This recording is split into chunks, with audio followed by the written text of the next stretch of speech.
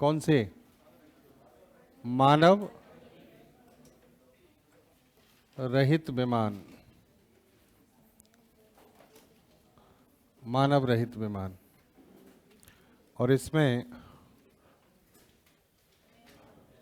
पहला लिखेंगे निशांत।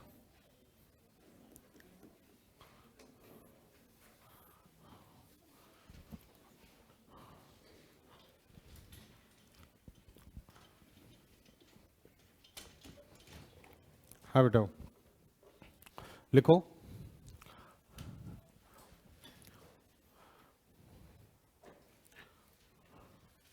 लिखना यह डीआरडीओ तथा वैमानिकी विकास प्रतिष्ठान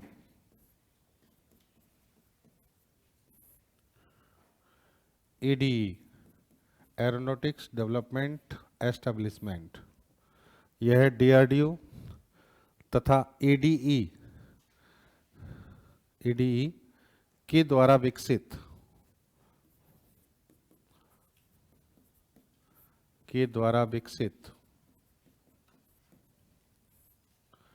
एडीई के द्वारा विकसित मानव रहित लड़ाकू विमान है।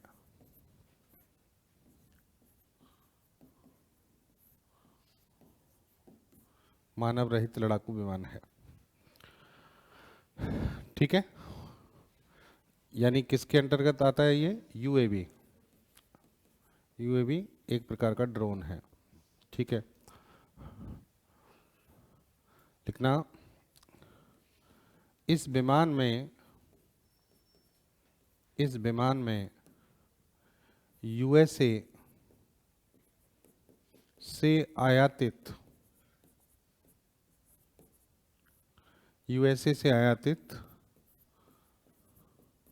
लिम्बैक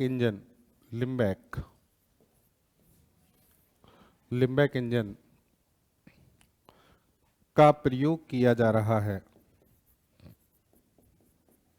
का प्रयोग होता है, परंतु डीआरडीओ इसके स्थान पर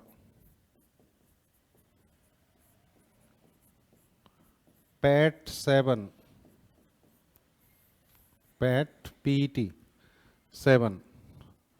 इंजन बना रहा है। पैट 7 इंजन बना रहा है।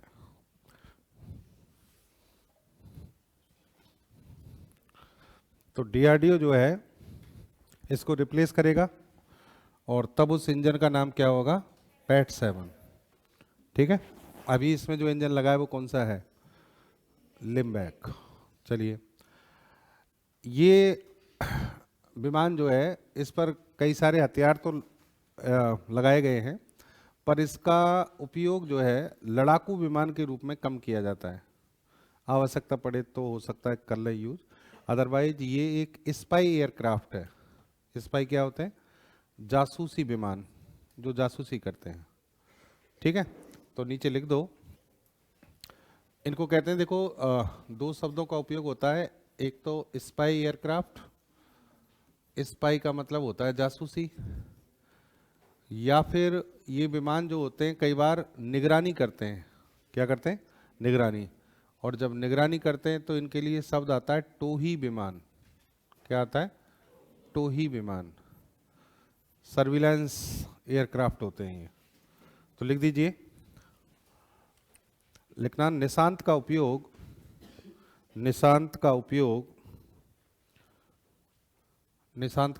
डीआरडीओ के द्वारा जासूसी विमान या टोही विमान के रूप में किया जाता है। जासूसी विमान या टोही विमान के रूप में किया जाता है। ठीक है, नेक्स्ट पॉइंट लिखो।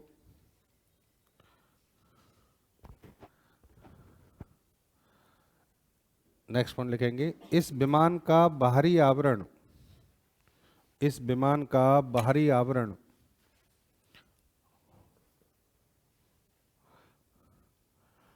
इस विमान का बाहरी आवरण मजबूत फाइबर ग्लासों, मजबूत फाइबर ग्लासों और मिश्र धातु और मिश्र धातुओं से किया गया है। इस विमान का बाहरी आवरण मजबूत फाइबर ग्लास, फाइबर के जो ग्लास होते हैं, कांच होते हैं, मजबूत फाइबर ग्लास और मिश्र धातुओं से किया गया है, मिश्र धातुओं से किया गया है। ठीक है, और एक और पॉइंट लिखना, इसका मूल नाम, इसका मूल नाम फाल्कन रखा गया था। पहले इसका नाम क्या था? फाल्कन। बाद में इसका नाम क्या किया गया? निशांत।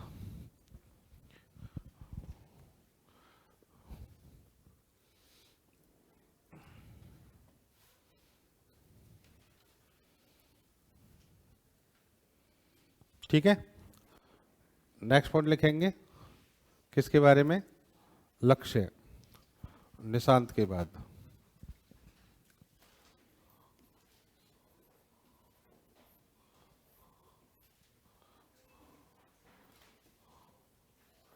सेम चीज यहां पर लिखना, इसका निर्माण डीआरडीओ तथा वैमानिकी विकास प्रतिष्ठान एडीई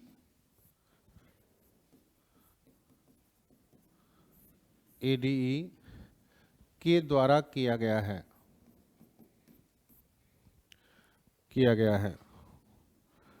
इसका निर्माण डीआरडीओ तथा वैमानिकी विकास प्रतिष्ठान एडीई, एरोनॉटिक्स डेवलपमेंट एस्टेब्लिशमेंट के द्वारा किया गया है। नेक्स्ट पॉइंट, मानव रहित विमानों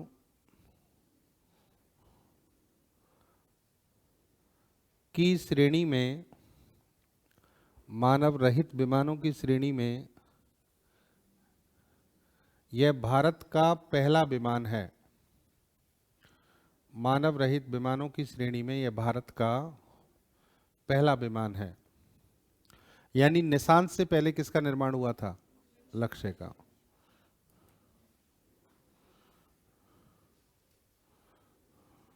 ठीक है, नेक्स्ट पॉइंट लिखो, भारतीय वायुसेना इसका उपयोग, भारतीय वायुसेना इसका उपयोग ट्रेनिंग के समय, ट्रेनिंग या प्रशिक्षण के समय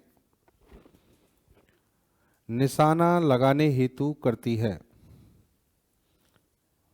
यानी टारगेट को खुद टारगेट बनाया जाता है। इसका नाम लक्ष्य है लेकिन ये बेचारा खुद टारगेट बनता है।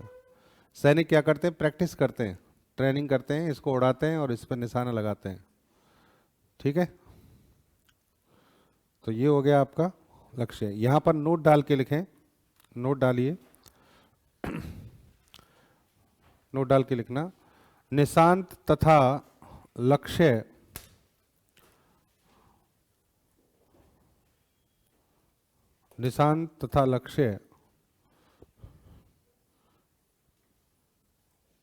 दोनों ही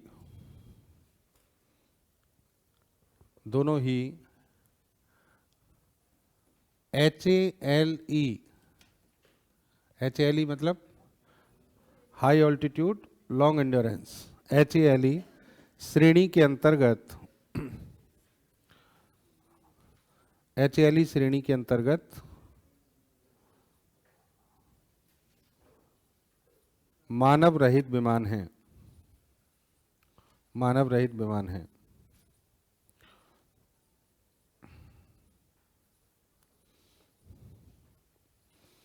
और इसके बाद लिखेंगे आप रुस्तम।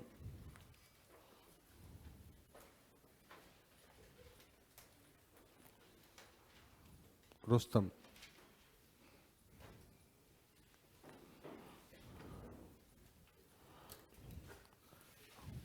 लिखना। डीआरडीओ के द्वारा डीआरडीओ के द्वारा डीआरडीओ के द्वारा विकसित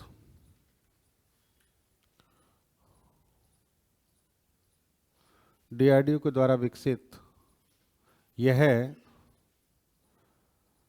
जासूसी विमानों की श्रृंखला है, जासूसी विमानों की श्रृंखला है।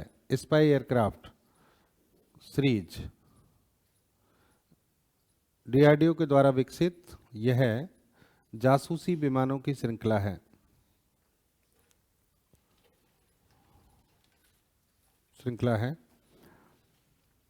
अब देखो इसका जो नाम है वो थोड़ा विशेष है। क्या है? रुस्तम। ये नाम कैसे पड़ा? एक्चुअल में इंडियन एयरफोर्स में एक व्यक्ति थे जिनका नाम था प्रोफेसर रुस्तम दामानिया। क्या नाम था? प्रोफेसर रुस्तम दामानिया। रुस्तम दामानिया जो हैं उन्होंने 1980 में ये कंसेप्ट दिया कि भारत को यूएवी बनाने चाहिए, मानव रहित विमान बनाने चाहिए जो जासूसी का कार्य करें। तो उन्होंने इस सीरीज को शुरू किया था, इसलिए उनके नाम पर इसका नामकरण क्या कर दिया गया? रुस्तम कर दिया गया। ठीक है। इस सीरीज में अभी तक टोटल 3 विमान बने हैं, रुस्तम फर्स्ट, रुस्तम सेकंड ऐसे हैं, और तीसरा है रुस्तम एच। रुस्तम एच क्या है? फर्स्ट और सेकंड दोनों ही MALE श्रेणी में हैं, मीडियम ऑल्टीट्यूड लॉन्ग एंड्योरेंस, क्योंकि इसी में शुरू किया गया था इसको। बाद में इनको ज़रूरत महसूस हुई कि भाई एक विमान ऐसा भी बनाओ जो HALE में आता हो, तो फिर इन्होंने तीसरा और बनाया रुस्तम में, और उसका नाम क्या रखा? रुस्तम एच।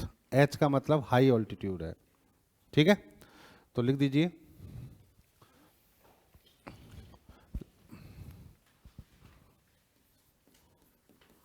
यहां पर लिखना, इस श्रृंखला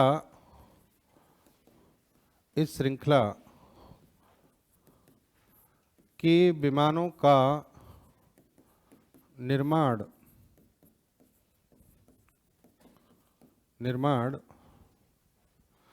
प्रोफेसर रुस्तम दामानिया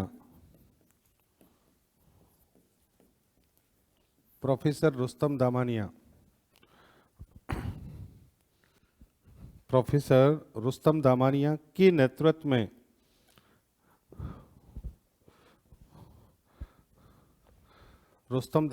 नेतृत्व में प्रारंभ हुआ था।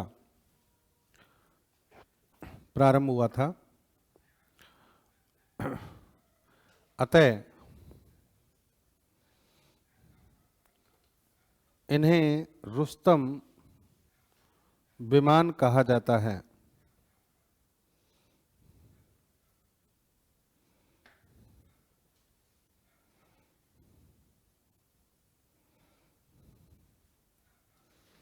नेक्स्ट पॉइंट लिखो, इस श्रृंखला में 3 जासूसी विमान विकसित किए गए हैं। 3 जासूसी विमान विकसित किए गए हैं। इस श्रृंखला में 3 जासूसी विमान विकसित किए गए हैं। पहला लिखेंगे रुस्तम फर्स्ट।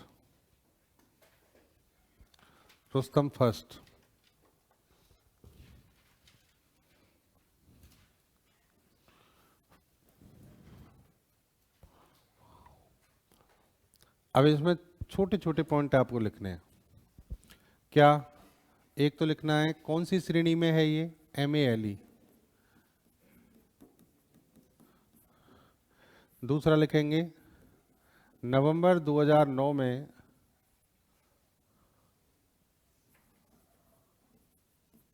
विकास।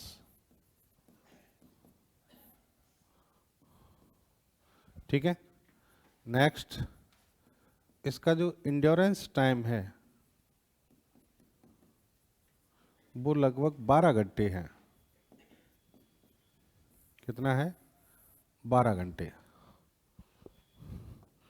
इंड्योरेंस टाइम इसका 12 घंटे है। और इसका मतलब ये है कि ये एक बार उड़ान भरने के बाद कितने घंटे काम कर सकता है? 12 घंटे। तो ये रुस्तम फर्स्ट की कहानी है। फिर आपका आएगा कौन सा? रुस्तम सेकंड। रुस्तम सेकंड ये भी आपका कौन सी श्रेणी में है? MALE में है।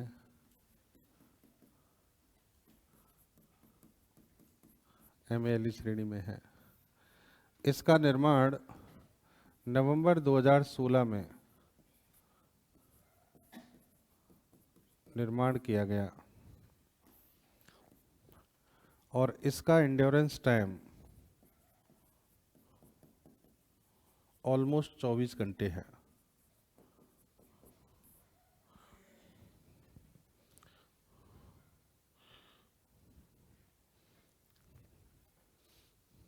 ठीक है। तो रुस्तम फर्स्ट, रुस्तम सेकंड। तीसरा लिखेंगे, लिख लिया यहां तक?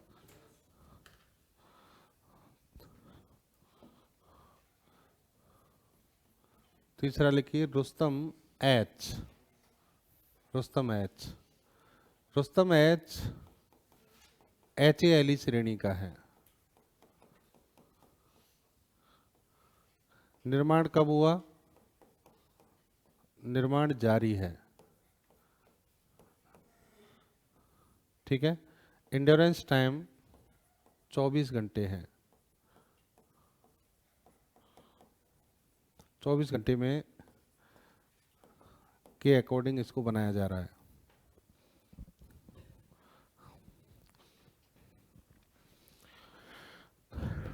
तो ये है रुस्तम सीरीज के विमान।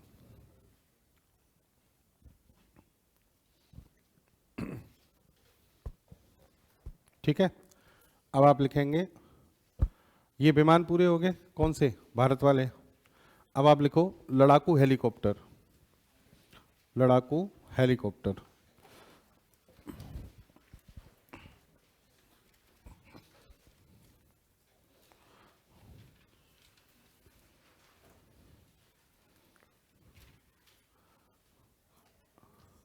आज मेरे पास बड़ी दूर दूर से लोग याद कर रहे हैं मुझे। अभी थोड़ी देर पहले फोन आ रहा था लंदन, यूनाइटेड किंगडम से। और अभी आ रहा है कोई रोबोटिक इंश्योरेंस से, रोबोट का इंश्योरेंस कराना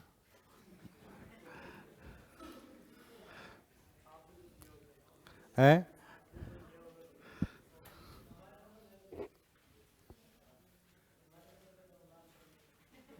आपको भेज दूं?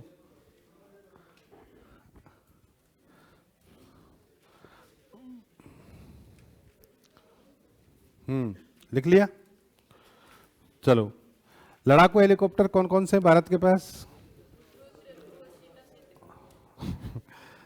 वर्तमान में 2 हैं, रुद्र और ध्रुव। चीता और चेतक पहले बनाए गए थे, लेकिन आजकल वो सामान्य पर्पज से काम में लिए जाते हैं, मतलब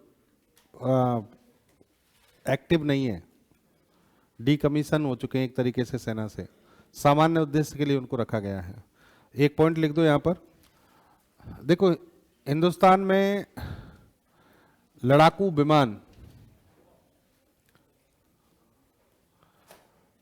विमान बनाने के लिए जनरली DRDO काम करता है। ठीक है। DRDO तो खैर है ही सर्वोपरि सब में।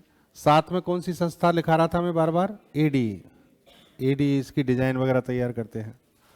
लेकिन जब हेलीकॉप्टर्स की बात आती है तो हेलीकॉप्टर्स में सबसे ज़्यादा इंपॉर्टेंट रोल होता है एचएएल का। एचएएल क्या है? Hindustan aeronautics limited.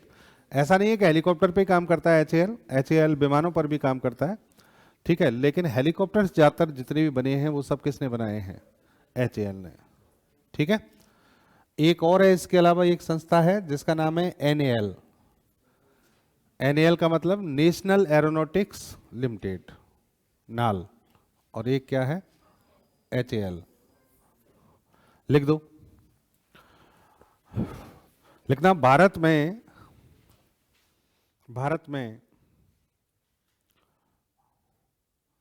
एचएएल के द्वारा, HAL Hindustan aeronautics limited, Bharat में एचएएल यानी हिंदुस्तान एरोनॉटिक्स लिमिटेड के द्वारा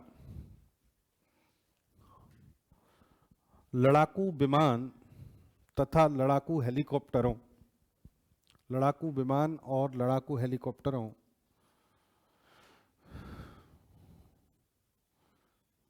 लड़ाकू विमान और लड़ाकू हेलीकॉप्टरों का विकास किया जाता है।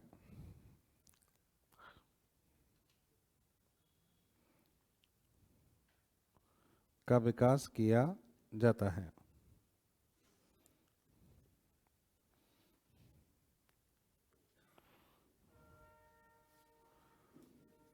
प्रारंभिक चरण में, नेक्स्ट लाइन से लिखना, प्रारंभिक चरण में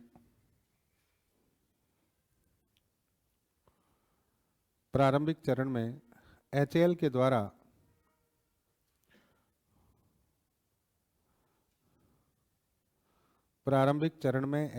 द्वारा चीता तथा चेतक, चीता और चेतक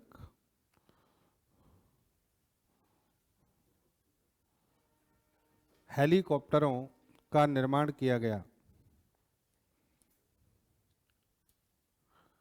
हेलीकॉप्टरों का निर्माण किया गया।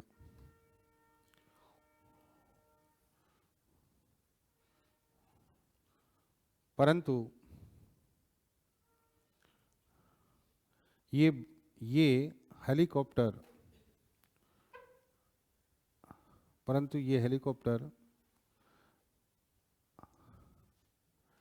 अधिक वजन वाले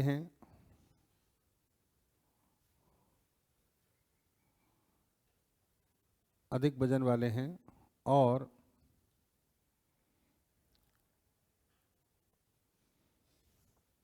इनकी समय सीमा अधिक होने से, समय सीमा अधिक हो जाने से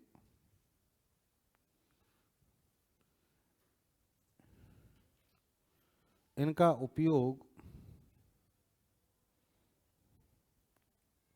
युद्ध के उद्देश्य से नहीं किया जाता।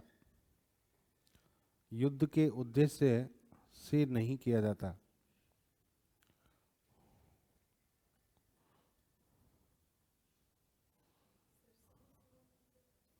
समय सीमा कंप्लीट हो गई, पुराने हो गए।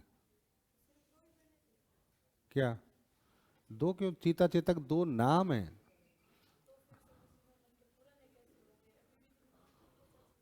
अरे भाई, ये बनाए थे 30 साल 40 साल पहले, तो पुरान। अच्छा, आप ये कहना चाह रहे हो कि बाद में भी मतलब बनते रहे होंगे, मॉडल पुराना हो गया भाई। 80 के दशक में 80 के दशक में, 90 के दशक में जो लोग पैदा हो रहे थे ना अब वो मॉडल पुराने हो गए समझिए, अब नए मॉडल आ गए, समझ रहे?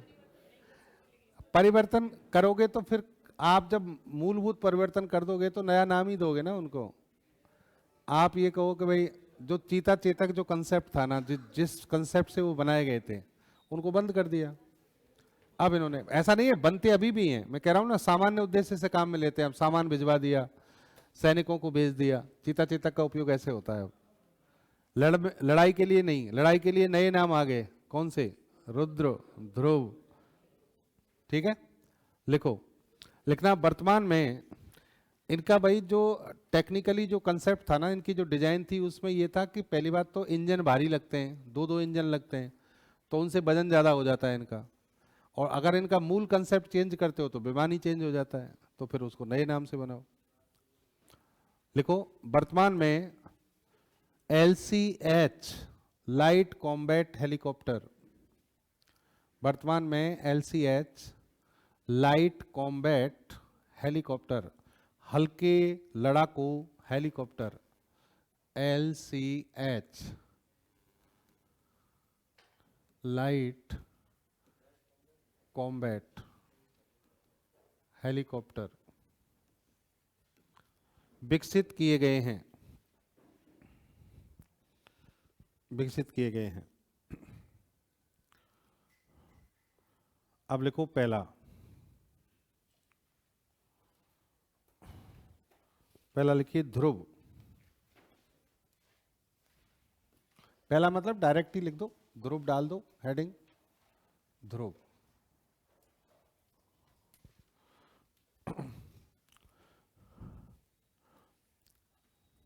लिखो, यह HAL के द्वारा, हिंदुस्तान एरोनॉटिक्स लिमिटेड के द्वारा, यह हिंदुस्तान एरोनॉटिक्स लिमिटेड के द्वारा 1984 में 1984 में निर्माण, यह की जगह इसका कर दो, इसका इसका HAL के द्वारा 1984 में निर्माण प्रारंभ किया गया था।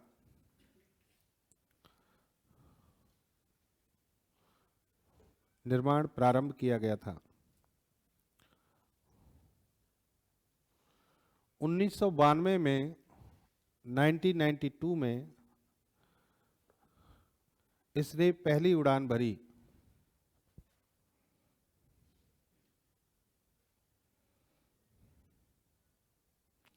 पहली उड़ान भरी। 2002 में इसे भारतीय वायुसेना को सौंपा गया। 2002 में इसे भारतीय वायुसेना को सौंपा गया।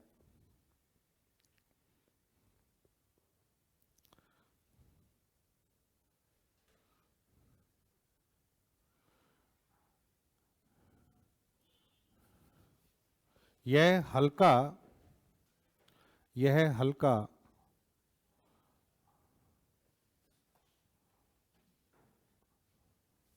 हल्का लड़ाकू हेलीकॉप्टर है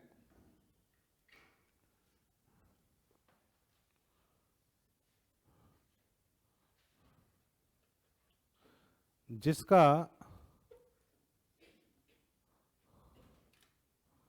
उपयोग सैनिक तथा सिविल कार्यों दोनों के लिए किया जाता है। सैनिक कार्य मतलब युद्ध के समय, और सिविल जब उसमें नहीं तो वैसे भी इसका यूज कर सकते हैं। सैनिक तथा सिविल कार्यों दोनों के लिए किया जाता है।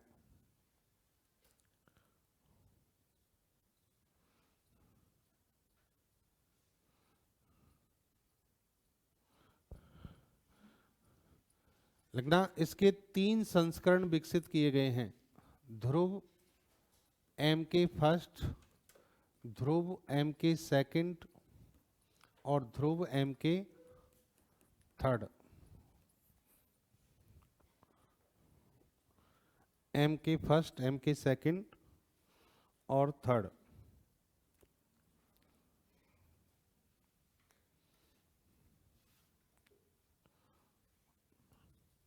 नेक्स्ट लिखिए रुद्र, रुद्रा।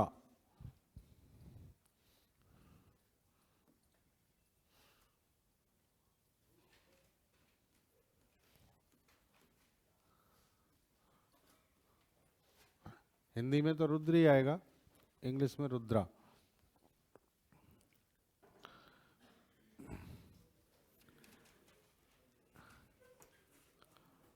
हाँ जी।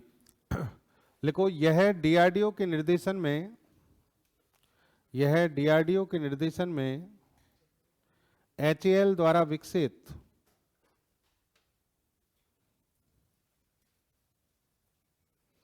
यह डीआरडीओ के निर्देशन में HAL के द्वारा विकसित HAL द्वारा विकसित हल्का लड़ाकू हेलीकॉप्टर है। हल्का लड़ाकू हेलीकॉप्टर है।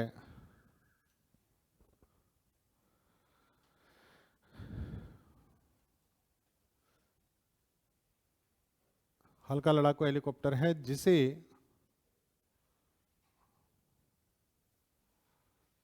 ध्रुव का एडवांस वर्जन, ध्रुव का उन्नत संस्करण माना जाता है। जिसे ध्रुव का उन्नत संस्करण माना जाता है।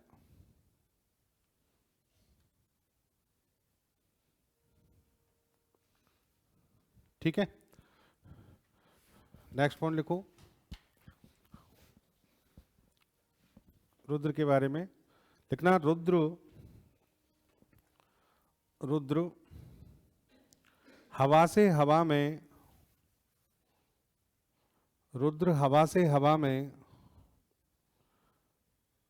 हवा में मारक क्षमता वाली मिसाइलों,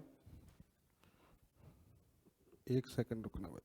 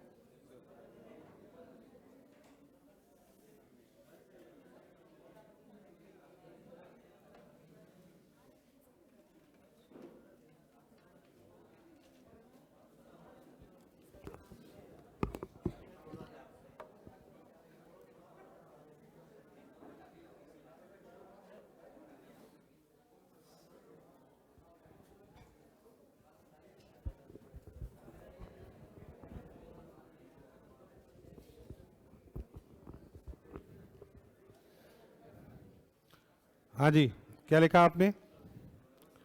हाँ, हवा से हवा में मारक क्षमता वाली मिसाइल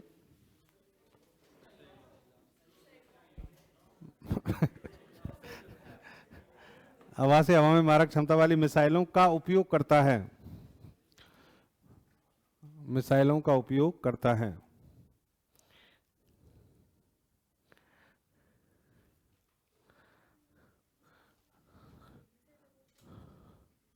अभी बताएंगे। लिखो लिखो इस पर टैंक रोधी नाग मिसाइल तैनात की गई है। एक तो हो गई नाग, अब इसके अलावा और कोई मिसाइल लगा दी तो मिसाइलें हो गई ना, फिर उनका उपयोग करेगा। लिखो इस पर टैंक रोधी नाग मिसाइल तैनात की गई है या लगाई गई है। नेक्स्ट पॉइंट, यह हेलीकॉप्टर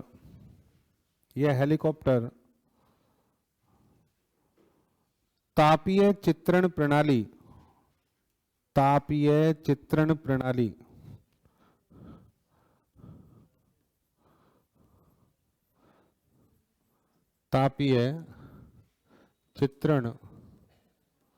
प्रणाली थर्मल इमेजिंग सिस्टम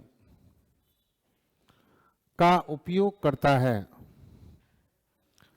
तापीय चित्रण प्रणाली का उपयोग करता है। ये मैं आपको समझा चुका हूं नाग मिसाइल के समय। इसमें से इंफ्रारेड निकलती हैं, टारगेट से टकराती हैं, रिसीवर द्वारा ग्रहण की जाती हैं और रिसीवर पर चित्र बन जाता है। ठीक है, तो उसकी इमेज का पता लग जाता है कौन सा क्या टारगेट क्या है। नेक्स्ट पॉइंट लिखो। लिखना इस हेलीकॉप्टर को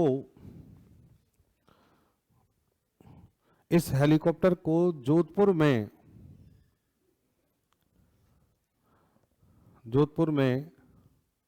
या जोधपुर के पास लिखना। मुझे पता है तुम कहोगे सर सीमा ही नहीं है। जोधपुर के पास भारत पाक सीमा पर तैनात किया गया है। जोधपुर के पास भारत पाक सीमा पर तैनात किया गया है। भारत पाक सीमा। जैसलमेर को जानते नहीं होंगे लोग, इसलिए ये डेटा लिखा हुआ है। अरे ऐसा नहीं, मुझे जो डेटा दिया उन्होंने वो बता रहा हूं। उस पर लिखा हुआ है जोधपुर के पास इसे लगाया गया है। या तो ऐसा होगा कि जहां इसको स्थापित करने की जो जगह बनाई गई होगी वो किस में होगी, जोधपुर में होगी। ये नहीं है कि इसको एग्जैक्ट बॉर्डर पे ही लगाना है, आसपास लगा सकते हैं। ठीक है, तो वहां पर ही तैनात किया गया है। बस इतना ही लिखिए। प्रचंड भी इसी में आता है, पढ़ेंगे, रुको वो भी आएगा। प्रचंड भी खतरनाक है, प्रचंड खूब चर्चा में रहा है इस बार। ठीक है, तो जो चीज चर्चा में रहती है वो उन पर क्वेश्चन बनता है। इस बार चर्चा में बाड़मेर भी खूब रहा है। तो क्वेश्चन बन सकता है तुम्हारे बाड़मेर पे। हाँ, नेक्स्ट लिखो आगे। हाँ लिखो आगे लिखो। रुद्र और ध्रुव के बाद नेक्स्ट लिखिए सारस। बातें नहीं, सारस। नेक्स्ट लिखो सारस।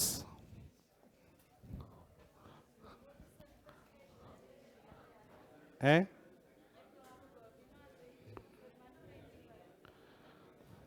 क्या? मैंने हेलीकॉप्टर लिखा दिए सारे, रुद्र और ध्रुव। अभी करंट और कराएंगे, करंट वाले पोर्शन में आपके प्रचंड आ जाएगा और ये जितने भी पार्ट है ना वो सब आ जाएंगे। ये सब वो हैं जो पहले से चले आ रहे हैं। अभी इसमें करंट अफेयर्स का पार्ट और होगा चैप्टर के लास्ट में। डिफेंस का जितना भी करंट अफेयर्स आया है ना, सारा एक क्लास उस पर रखेंगे 2 घंटे की, तो उसमें सारे लिखा देंगे जितने भी हैं। तो अब आप लिखो चैप्टर में, लेकिन लिखना यहीं पर है, लिखेंगे सारस। नेक्स्ट लिखो सारस। पहले मैं वो करा दूं जो ऑलरेडी हैं, लिखिए सारस। हाँ, यातायात विमानों में है ये, पर वो तो कैटेगरी आपने पहले बना रखी है ना ऑलरेडी, तो बार बार लिखने की क्या जरूरत है, डायरेक्ट लिखते जाओ। लिखो सारस। यह है, लिखिए, यह है भारतीय वायुसेना, यह है भारतीय वायुसेना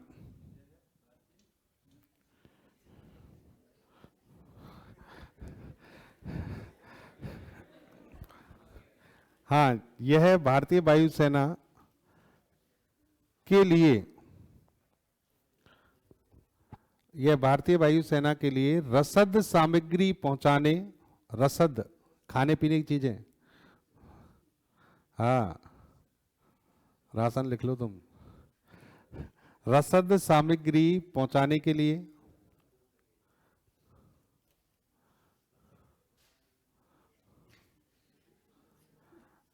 तथा एयर एम्बुलेंस, एयर एम्बुलेंस, हवाई एम्बुलेंस, एयर एम्बुलेंस के रूप में, एयर एम्बुलेंस के रूप में उपयोग लिया जाता है, उपयोग लिया जाता है। लिख दो 2004 में इसका निर्माण हुआ, 2004 में निर्माण, और निर्माण किया गया एनएएल के द्वारा। एनएएल की फुल फॉर्म लिख देना, नेशनल एरोस्पेस, एरोस्पेस लिमिटेड नहीं आएगा, लेबोरेटरी। हाँ, पहले लिमिटेड लिखा दिया था मैंने, गलत था वो। नेशनल एरोस्पेस लेबोरेटरी, पहले मैंने लिखाया ही नहीं था, बताया ही था। जिसने लिख लिया हो वो चेंज कर लो। National aerospace laboratory.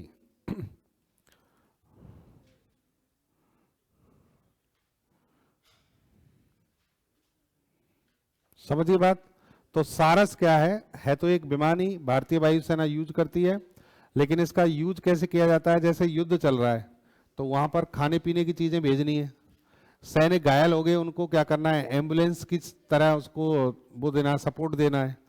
तो इनमें क्या होती है, पूरी व्यवस्था की जाती है मेडिकल की, मेडिकल वगैरह, डॉक्टर वगैरह बैठा रहता है इसके अंदर, और वो सैनिक को ऊपर क्या करेगा, वहां से उठाएगा घायल सैनिक को और हवा में ही उसका इलाज चालू हो जाएगा। ठीक है, तो एयर एम्बुलेंस है ये। नेक्स्ट लिखो हंसा थर्ड। हंसा थर्ड,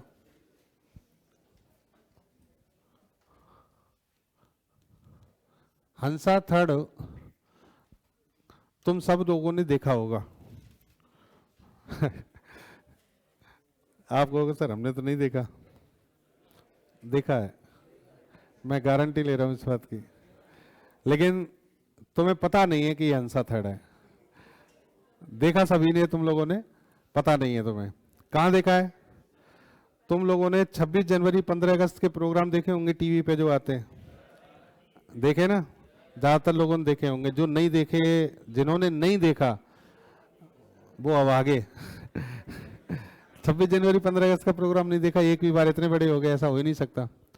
तो उस पे तुमने देखा होगा कि भारतीय सेना जो है, वायु सेना, कुछ विमान उड़ाती है और वो हवा में करतब दिखाते हैं।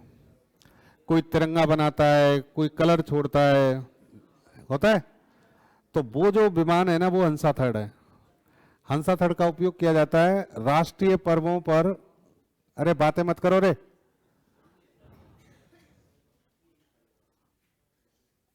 क्या हो रहा है, ये चालू हो गया है? और इससे तुम्हें दिक्कत हो रही है, ठंडी हवा आ रही है।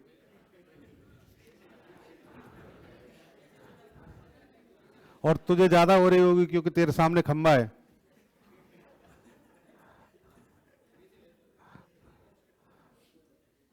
हाँ, अब डिस्टर्ब मत करना, ठीक है ना? नहीं तो ये पेन कब बंदूक बन जाएगी पता नहीं लगेगा। और निशाना मेरा शार्प शूटर हूं मैं, रोहित गोदारा से मैंने ट्रेनिंग ली है। ठीक है, हाँ।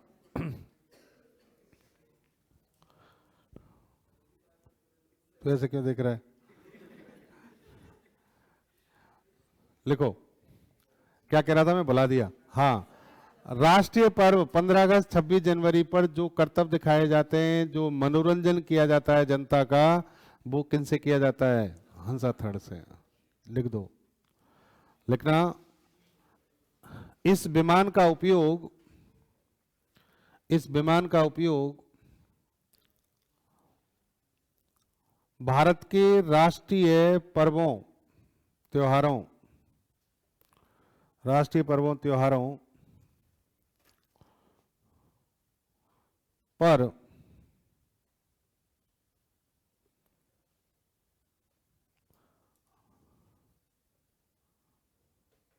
भारत के राष्ट्रीय पर्वों पर हवा में करतब दिखाने के लिए,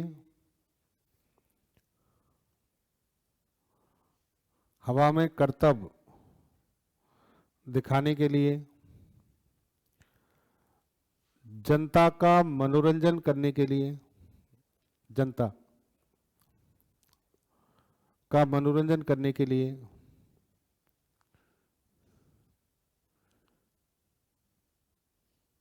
किया जाता है।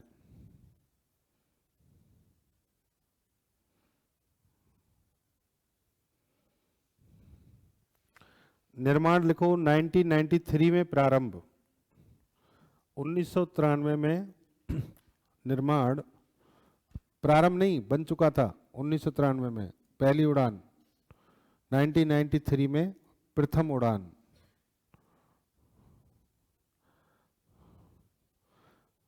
किसने निर्माण किया है? एनएएल ने, इसका भी लिख दो, एनएएल द्वारा विकसित, एनएएल द्वारा विकसित।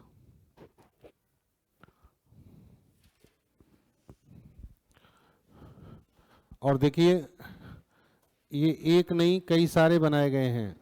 हंसा फर्स्ट भी था, हंसा सेकंड भी था, लेकिन ये क्या हो गए, डीकमीशन हो गए, यानी सेवा मुक्त, पुराने हो गए तो इनको क्या कर दिया गया, सेवा मुक्त कर दिया गया। वर्तमान में जो काम आ रहा है वो कौन सा है, हंसा थर्ड।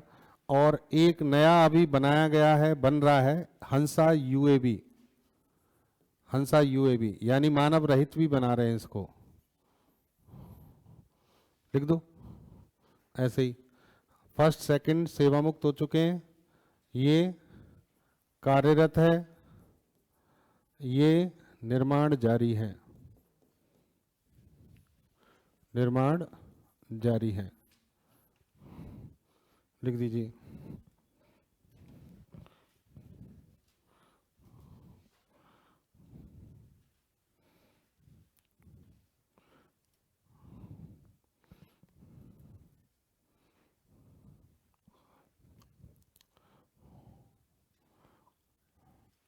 कल ये चैप्टर फिनिश हो जाएगा। कौन सा, डिफेंस टेक्नोलॉजी, जितना भी पार्ट इसमें बचा हुआ है, करंट वारंट सब कुछ कंप्लीट हो जाएगा। ये परसों से नया चैप्टर स्टार्ट करेंगे। कौन सा करेंगे तुम लोग बता देना, वही कर देंगे जो तुम पढ़ना चाहते हो, जो जिसमें तुम्हारा इंटरेस्ट मन कर रहा है। हाँ जी, लिख लिया। नेक्स्ट लिखिए, ये विमान हो गए भाई। अब इसमें थोड़ा सा पार्ट जो बचा है, एक तो आयातित विमान और एक करंट वाला, ठीक है, वो बाद में कराएंगे करंट के साथ ही। अब आप नेक्स्ट हेडिंग डालो, निगरानी प्रणाली, सर्विलेंस सिस्टम। कोई पेज नहीं छोड़ने, करंट वाला पार्ट इसी चैप्टर के पीछे पीछे लिख देना बाद में, करंट, पेज नहीं छोड़ना कुछ भी, डायरेक्ट लिखो निगरानी प्रणाली, सर्विलांस सिस्टम।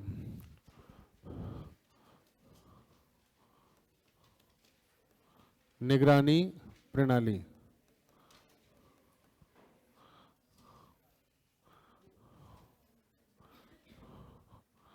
हाँ जी, सर्विलांस सिस्टम बोलते हैं इसको।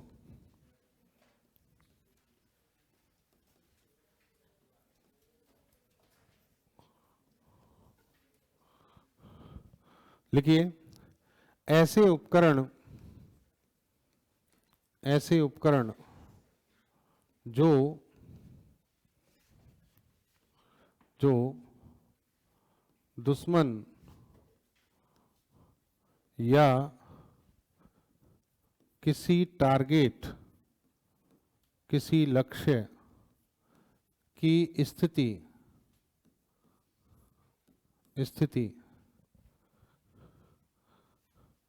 दिशा व संख्या, कितनी संख्या में है, संख्या का पता कर निगरानी हेतु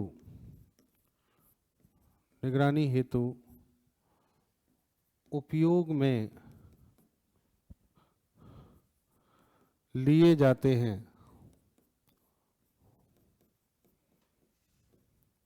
उन्हें निगरानी प्रणाली के अंतर्गत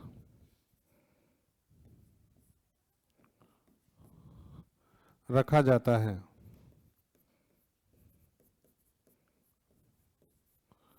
निगरानी प्रणाली के अंतर्गत रखा जाता है।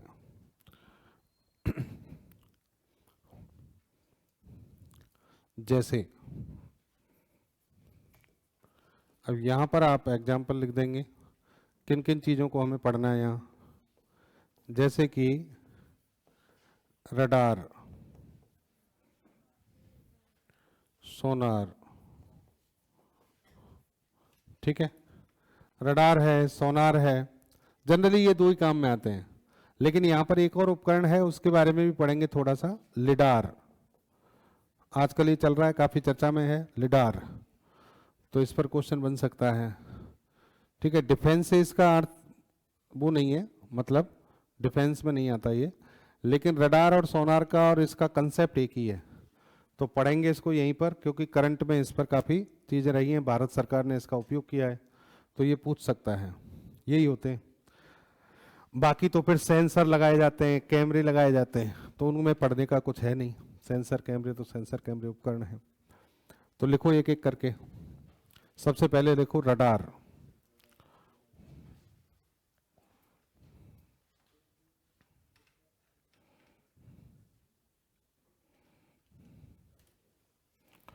हाँ जी, कौन बताएगा रडार क्या है?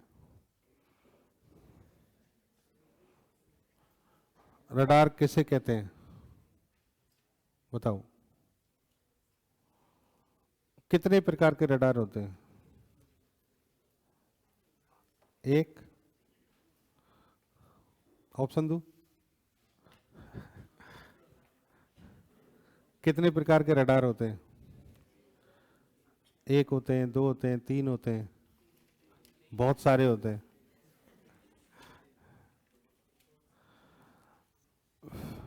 देखिए रडार का कंसेप्ट जो है, सबसे पहले तो समझो कि रडार है क्या। रडार एक प्रकार का इलेक्ट्रॉनिक उपकरण है जो निगरानी का काम करेगा। किसका काम करेगा? निगरानी का। कैसे करेगा अभी बताएंगे। दूसरी बात,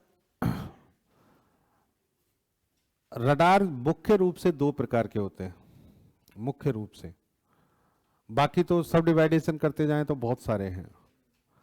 और कितने टाइप के हो सकते हैं, कितना बड़ा, ये देखो कि एक इंजीनियरिंग में एक सेमेस्टर में पूरी एक किताब रडार पे ही है, यानी पूरे रडार ही रडार पढ़ाए जाते हैं उसमें सारे। तो सैकड़ों प्रकार के रडार उसमें बताए जाते हैं मोस्टली। लेकिन दो चीजें हैं, एक होते हैं स्टैटिक रडार और एक होते हैं मूविंग रडार। एक तो क्या होते हैं? स्टैटिक रडार, और एक कौन से होते हैं? Moving radar. तो इनका कंसेप्ट क्या है, इनको समझेंगे। पहले देखो रडार है क्या और काम क्या करता है। लिखो।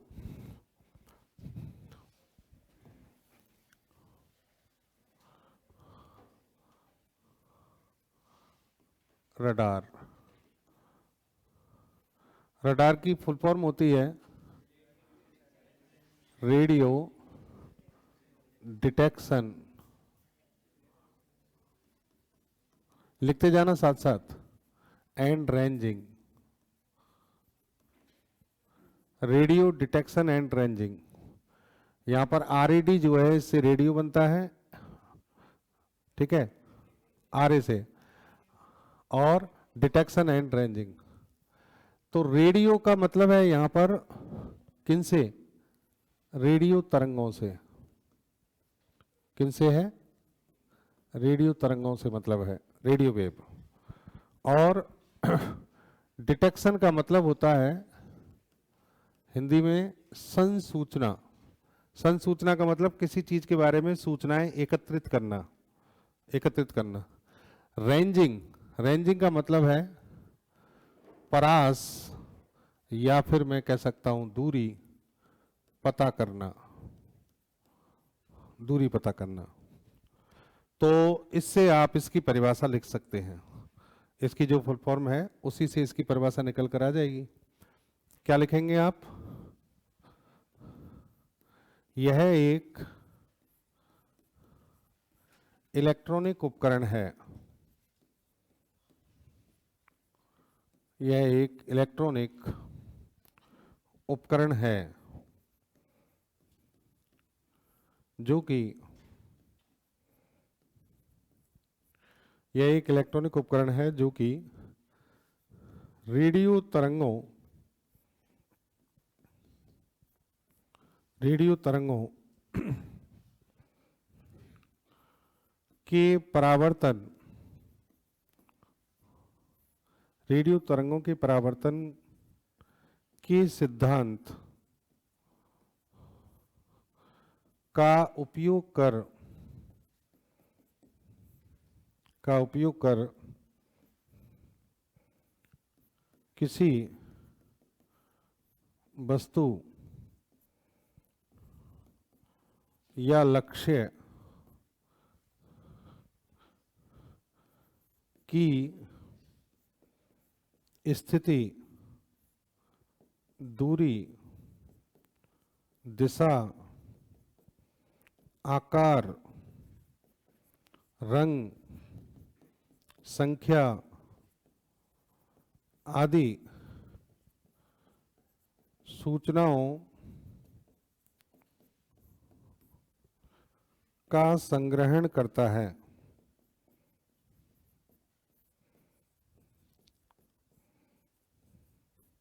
संग्रहण करता है।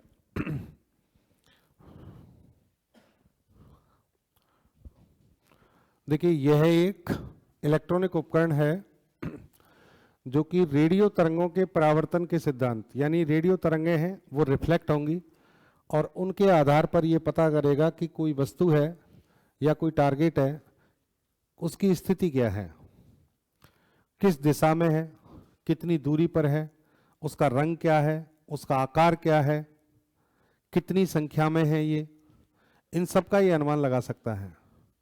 आज रडार इतना मल्टीपर्पज हो चुका है, जैसे पुलिस वालों के पास रडार होते हैं। देखिए, पुलिस वालों की गाड़ी पे रडार लगा रहता है। ठीक है, एक और चीज नहीं लिखी मैंने, स्पीड। स्पीड भी बताता है ये, लोकेशन तो ट्रैक करता ही है, सारी चीजें लोकेशन, ये लोकेशन ही तो बता रहा हूँ। पुलिस वाले खड़े हो जाते हैं, रोड पे खड़े, गाड़ी खड़ी है साइड में, ठीक है, आप वहां से गुजरे, पुलिस वाले ने हाथ ही नहीं दिया, आपको लगा हाथ देगा, आपने उसने नहीं दिया, लेकिन आपने देखा कि आपके घर पहुंचने से पहले आपके घर पे एक चालान पहुंच गया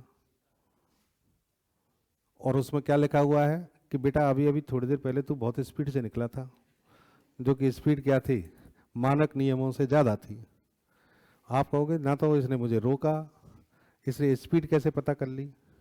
स्पीड पता करने के लिए उसने अपनी गाड़ी के ऊपर रडार रखा हुआ है और वो रडार जो है ना वहीं से पकड़ता है आपको 2 किलोमीटर पहले से ही, और वहीं से कैच करता है कि आप कितनी स्पीड से आ रहे हो, और वो एक बार नहीं 50 बार कैलकुलेट करके बता देता है आने तक, गाड़ी तक आएगा जब तक आदमी, कि ये इतनी स्पीड से निकल रहा है। इसकी स्पीड है 90 किलोमीटर पर आवर, जबकि होनी चाहिए 70, 4 व्हीलर में हो तो।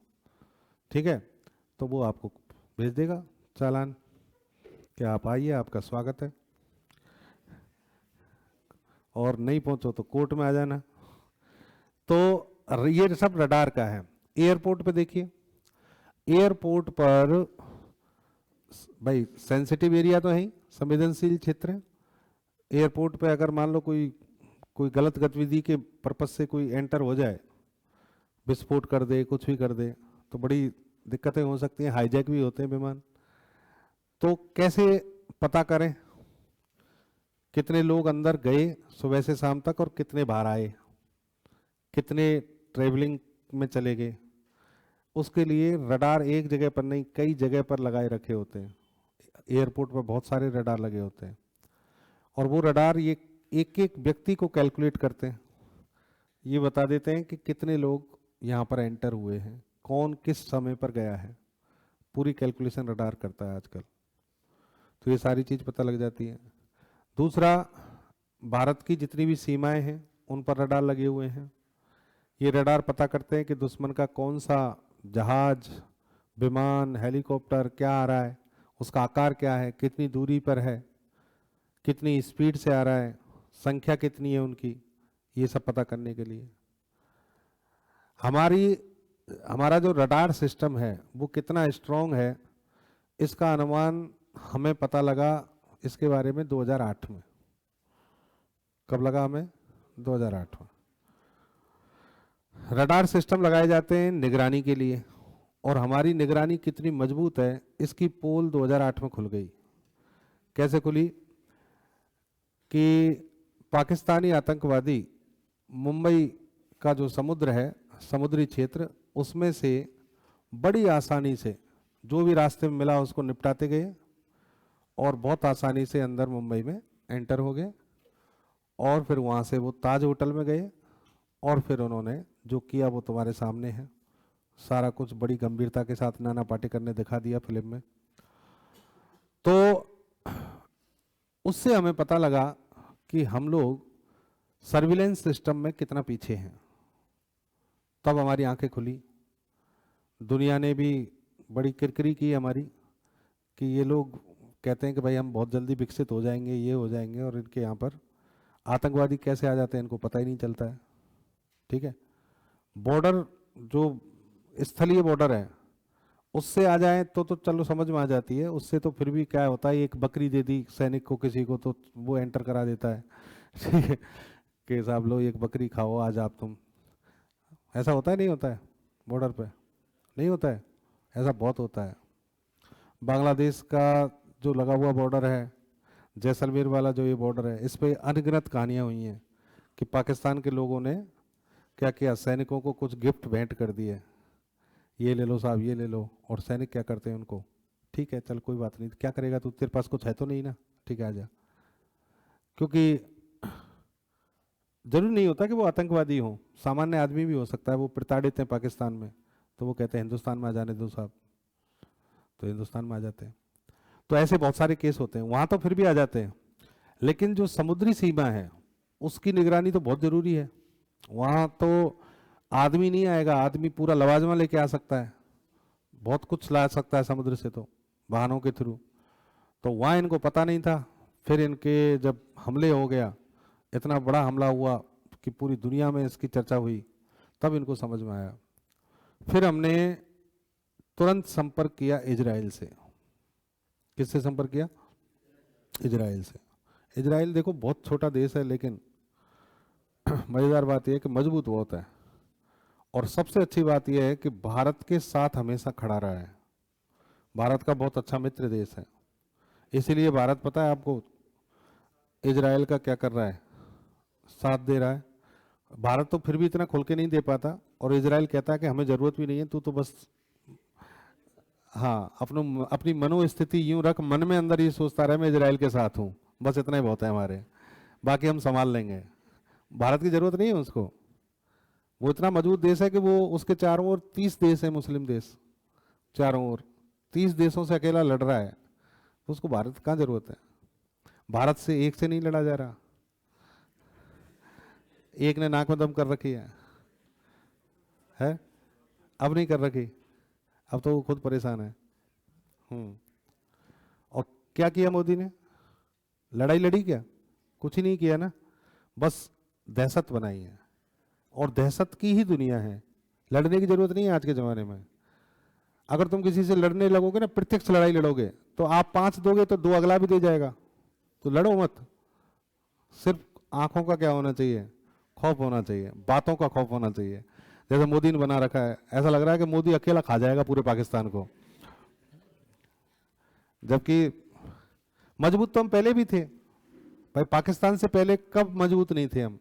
हमारी सेना मजबूत, हमारी आर्थिक गतिविधि सारी मजबूत, हमारे पास जनसंख्या मजबूत, हर चीज में हम क्या है उससे भाई, किसी भी क्षेत्र में वो हमसे आगे नहीं है। लेकिन फिर भी उसने क्या कर रखा था? परेशान कर रखा था। सिर्फ उसका कारण था कि वो परेशान करता था और हम परेशान होते थे, हम सहते जाते थे, हम बोलते नहीं थे, हमारे संबंध खराब होंगे, फलान होंगे।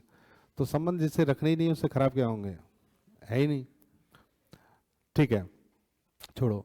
इजराइल से फिर हमने संपर्क किया, हमने कहा कि भाई हमें रडार सिस्टम दो। इजराइल ने कहा तुम्हारे पास तो बहुत हैं, डीआरडीओ ने बहुत बना रखे, लंबी लाइन बता रखी, और हकीकत है ये, मैं अभी लिखाऊंगा तुम्हें, डीआरडीओ ने लाइन लगा रखी है रडार की, और जितने भी रडार हैं सबका नाम महिलाओं के नाम पर रखा गया है। बताओ क्यों? निगरानी का कार्य इनसे अच्छा कोई नहीं कर सकता, ये सोचकर उनका नाम क्या रखा गया है। देख लेना, इंदिरा, रानी, रश्मि, अपर्णा, ये सब रडार है हमारे। ठीक है, तो सारे नाम जितने भी हैं वो किस पर हैं? महिलाओं के नाम पर है। लेकिन जितने भी रडार हैं, इजराइल ने कहा कि तुम्हारे पास रडार इतने सारे हैं, तुम हर साल छापते हो पेपरों में उनमें कि हम डीआरडीओ ने ये रडार बनाया, डीआरडीओ ने वो रडार बनाया, कि साहब बनाए तो हैं, पर इनकी हाईएस्ट रेंज 200-300 किलोमीटर से ज़्यादा नहीं है। 200 किलोमीटर की रेंज तक पता कर सकते हैं ये, बस इससे ज़्यादा नहीं है। अब तुम्हें लग रहा होगा 200 किलोमीटर तो बहुत ज़्यादा है, कम थोड़ी है। समुद्र में, स्थल पे तो फिर भी ठीक है, समुद्र में 200 किलोमीटर कुछ भी नहीं है। समुद्र में अगर डायरेक्ट, जैसे क्योंकि समुद्र तो समतल होता है ना, अब वहां पे वो जहाज, इतना बड़ा जहाज है, 25-25 माले हैं उस जहाज के, तो वो जहाज आपको दिख जाना चाहिए कम से कम हजारों किलोमीटर दूर से ही। 1000 किलोमीटर दूर है तो भी आपका रडार उसको क्या कर ले, डिटेक्ट कर ले। और हमारी रेंज हाईएस्ट कितनी, 200 किलोमीटर के आसपास। इजराइल ने कहा कि मैं तुम्हें एक क्या देता हूं, अलादीन का चिराग देता हूं और इसको जाके लगाओ। तो हमें एक रडार दिया इजराइल ने जिसका नाम है ग्रीन पाइन रडार। इसकी रेंज कितनी है सोचो, हमारे की 200, अब उसके अनुमान से सोचो इसकी कितनी होगी, 350। वेरी गुड, 6000 किलोमीटर रेंज है इसकी। कितनी रेंज है, 6000 किलोमीटर रेंज है इसकी। यानी ये पृथ्वी के बीचों बीच रखा जाए ना तो पृथ्वी के दोनों छोर से बता देगा, इधर से उस छोर से चला है कोई कि वहां से कोई चल पड़ा है, वहां से बता देगा ये। 6400 तो रेडियस है ना, तो सेंटर पर रख दो इसको, और अगर बीच में कोई रुकावट नहीं है, समुद्री है मान लो, तो ये वहां से बता देगा कि उस कोने से कोई चल पड़ा है, ध्यान रखना, इतनी देर में यहां पहुंचेगा अपने पास।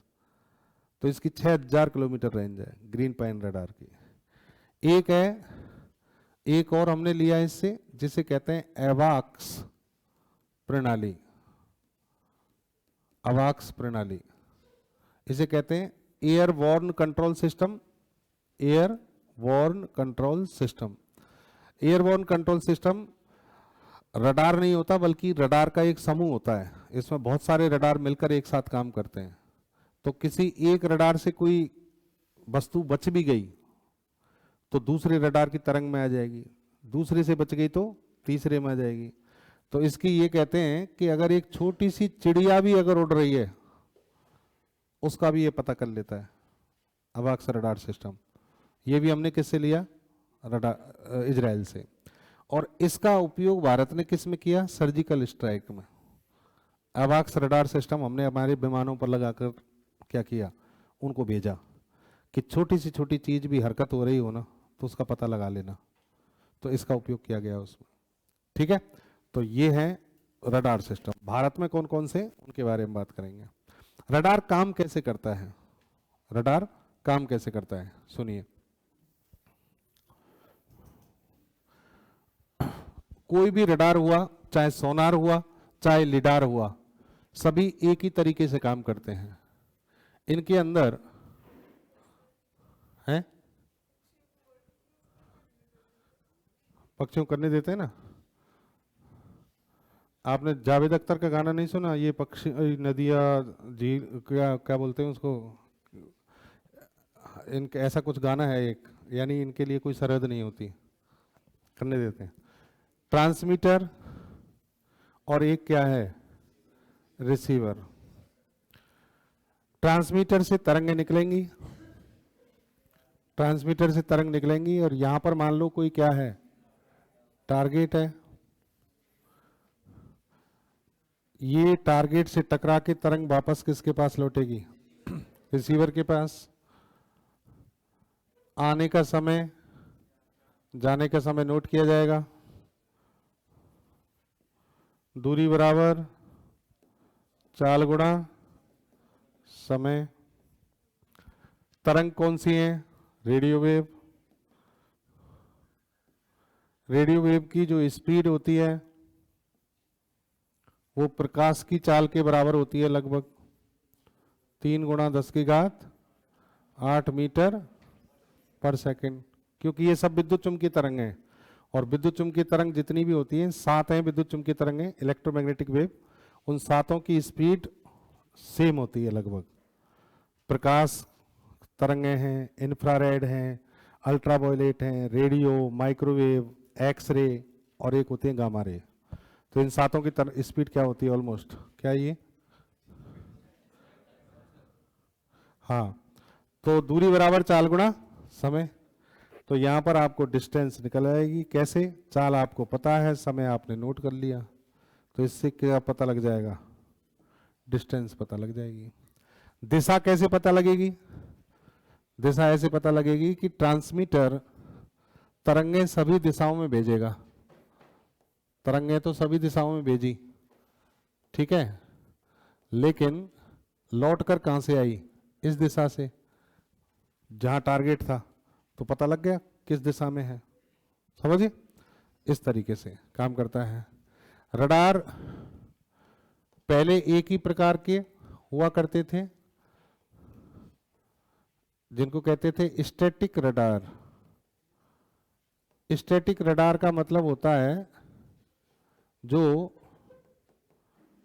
एक जगह पर क्या रहे, एक जगह पर एक दिशा में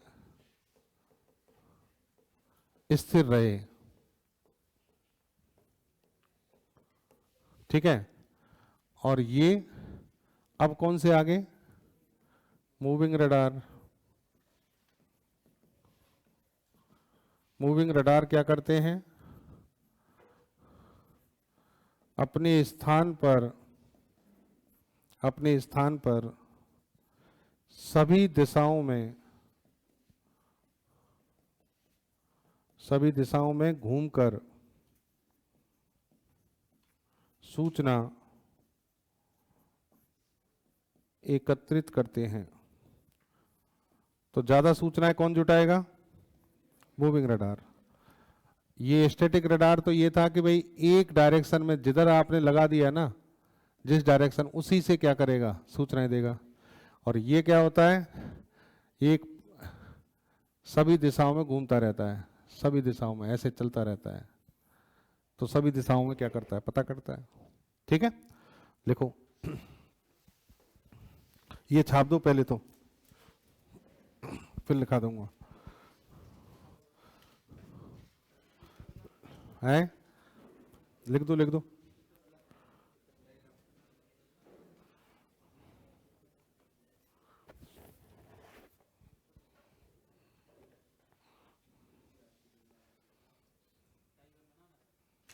मर्जी है तुम्हारी, मर्जी है तुम्हारी, बना लो, बनाओ तो।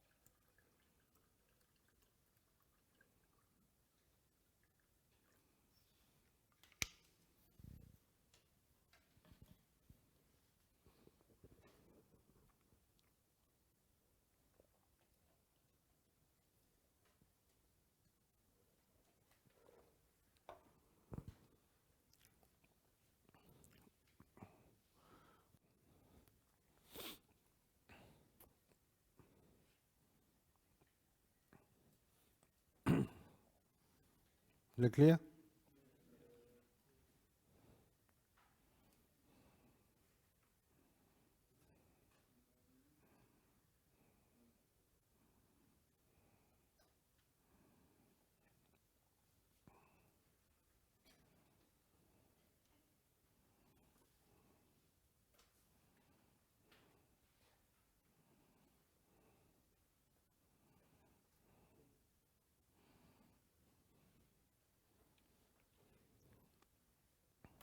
हाँ जी, लिखें आगे।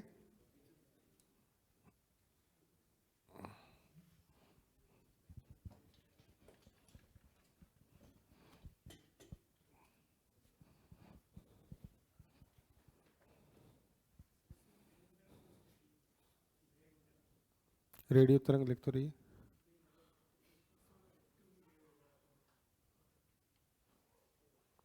समझा नहीं मैं, वही तो बता रहा हूँ, रेडियो तरंग एक ही रहती है, नाम ही रेडियो डिटेक्शन है, तो रेडियो तरंग रहेंगी।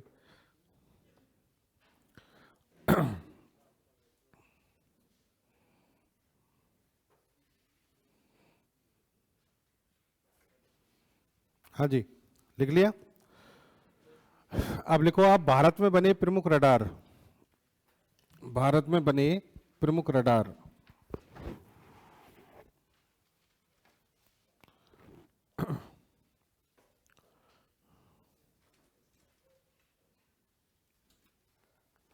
कौन कौन से रडार हैं जो भारत में बने हैं?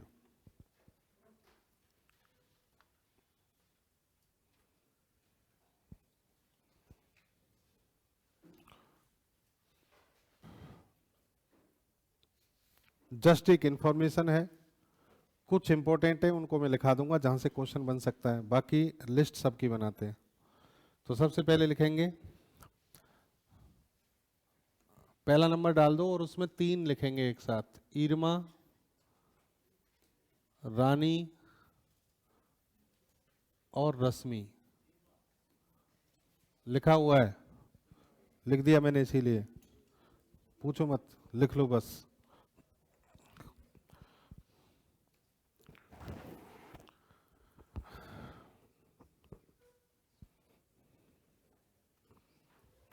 हाँ जी, लिखो, ये तीनों रडार, ये तीनों रडार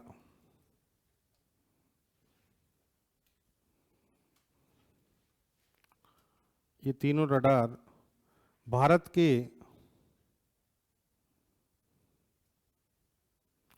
राष्ट्रीय तथा अंतर्राष्ट्रीय हवाई अड्डों, राष्ट्रीय तथा अंतर्राष्ट्रीय हवाई अड्डों पर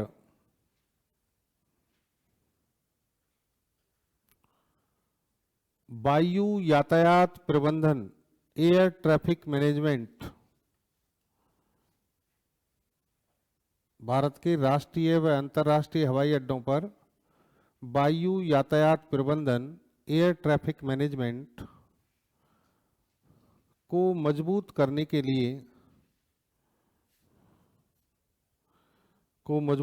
लिए तैनात हैं।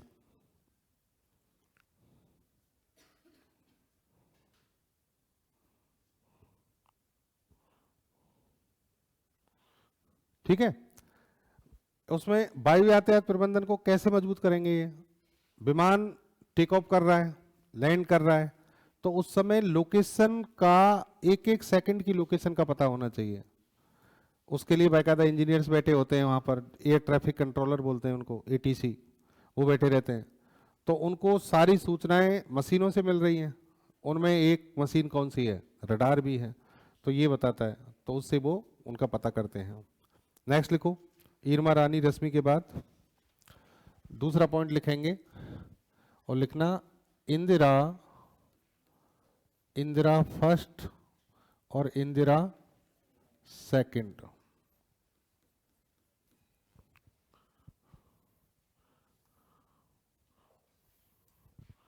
इंदिरा फर्स्ट और सेकंड लिखना। ये भारत में, ये भारत में विकसित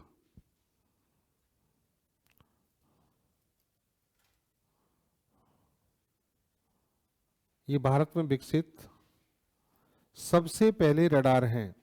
सबसे पहले इन्हीं का विकास हुआ था। ये भारत में विकसित सबसे पहले रडार हैं जिनका निर्माण जिनका निर्माण डीआरडीओ के निर्देशन में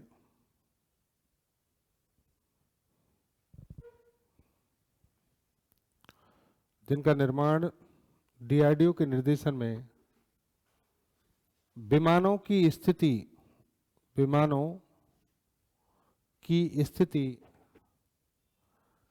व दूरी पता करने के लिए किया गया था। विमानों की स्थिति व दूरी पता करने के लिए किया गया था।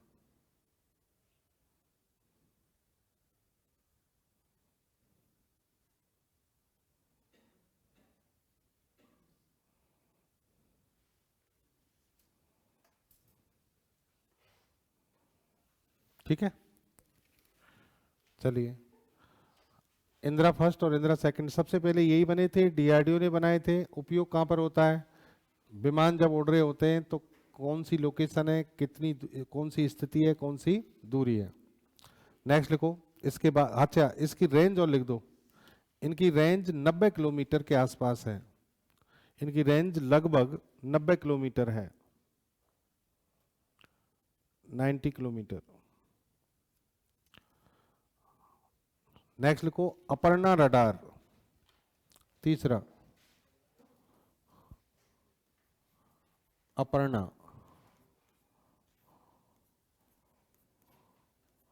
रडार।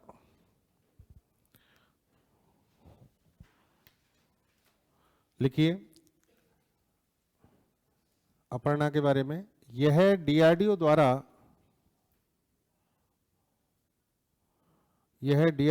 विकसित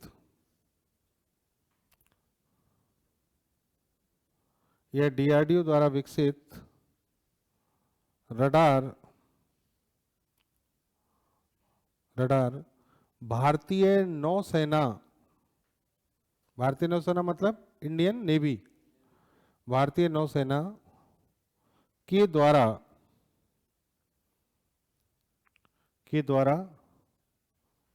समुद्री जहाजों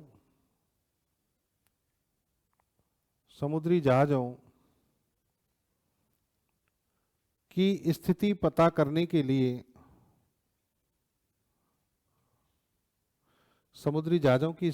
करने के लिए उपयोग में लिया जाता है।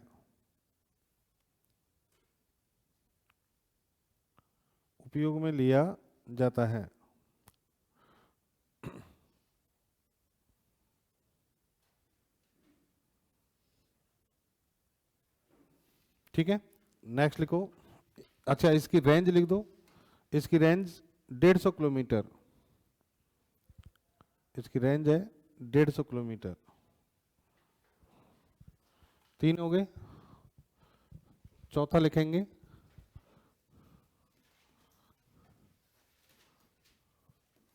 रोहिणी रडार।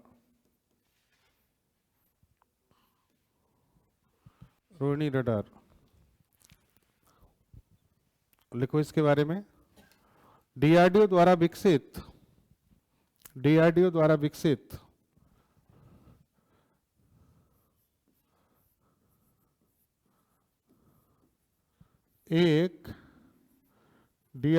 विकसित एक त्रिविमीय यानी 3D रडार है। 3D त्रिविमीय। 3 विमाएं कौन कौन सी होती हैं? X, Y, Z। त्रिविमीय रडार है। यह डीआरडीओ द्वारा विकसित एक त्रिविमीय रडार है जो कि सभी दिशाओं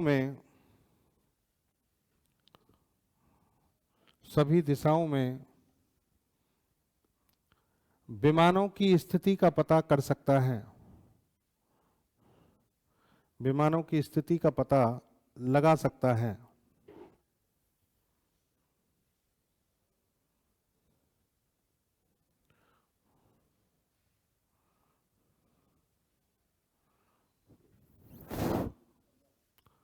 विमानों की स्थिति का पता लगा सकता है। इसका निर्माण 2009 में किया गया। 2009 में इसका निर्माण हुआ। तो इसको उपयोग कौन लेगा? भारतीय वायुसेना, क्योंकि विमानों की स्थिति क्या है। लेकिन इसका एक नौसेना संस्करण भी बनाया गया है इंडियन नेवी के लिए, और उसका नाम रोहिणी की जगह रखा गया है रेवती। क्या नाम रखा गया है? रेवती। तो लिख देना, लिखिए, इस रडार का एक नौसेना संस्करण, कौन से रडार का? रोहिणी का। इस रडार का एक नौसेना संस्करण विकसित किया गया है, नौसेना संस्करण विकसित किया गया है,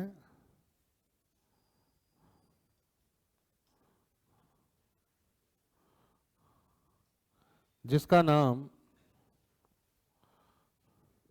रेवती रखा गया है। हाँ, बड़ा खुश हो रहा है तू।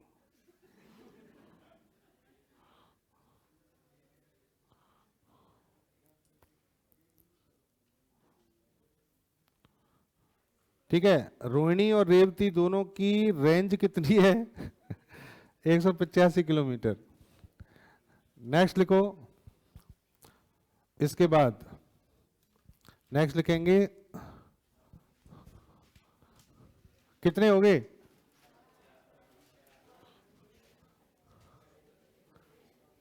नेक्स्ट लिखो, शांत रडार। शांत, नाम से ही पता चल रहा है शांत है। गलती से नहीं हुआ, इसकी स्थिति छुपा सकते हैं। लिखना, यह रडार, यह रडार, यह रडार स्वयं की स्थिति, स्वयं की स्थिति को छुपाकर, यह रडार स्वयं की स्थिति को छिपाकर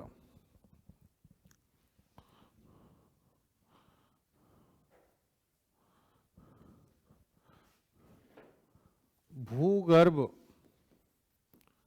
में छिपे, मान लो जमीन के नीचे किसी ने हथियार गाड़ दिए, चाहे भले वो न्यूक्लियर वेपन हो चाहे कोई भी हो, उनका पता लगा लेगा ये।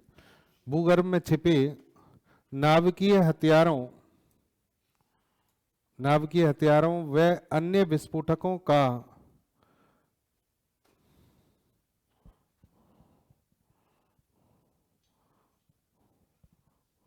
अन्य विस्फोटकों की स्थिति का पता लगा लेता है, स्थिति का पता लगा लेता है।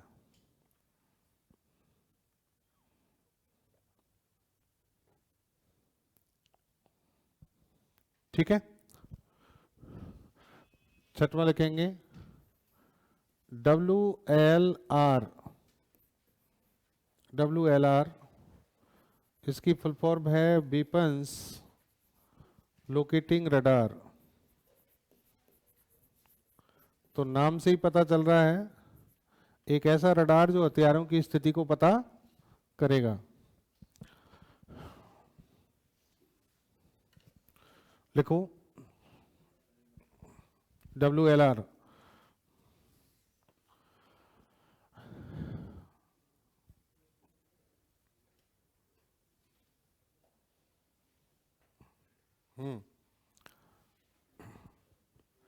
देखिए,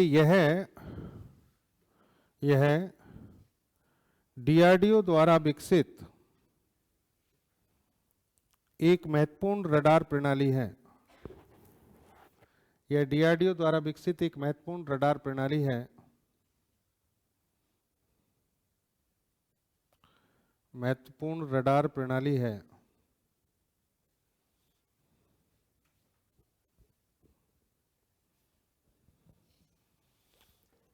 इसका निर्माण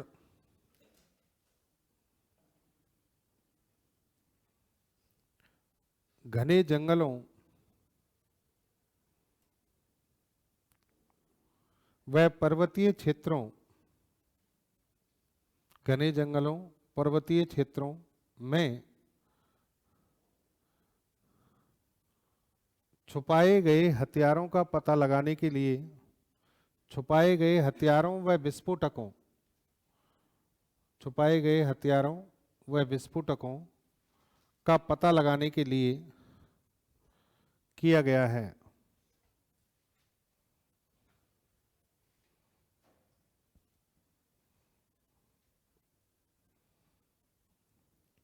इसकी रेंज है 50 किलोमीटर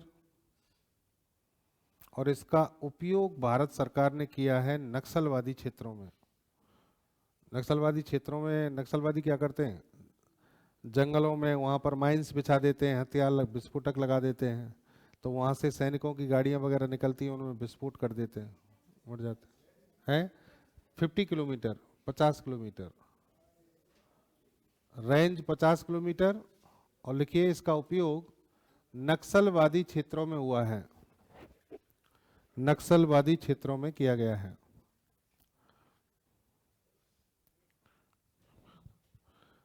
और 7वां लिखिए BFSR, इसका मतलब है बैटल फील्ड सर्विलांस रडार।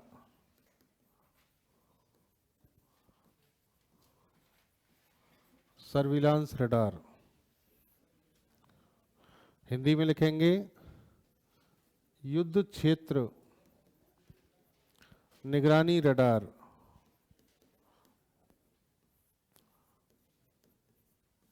युद्ध क्षेत्र निगरानी रडार।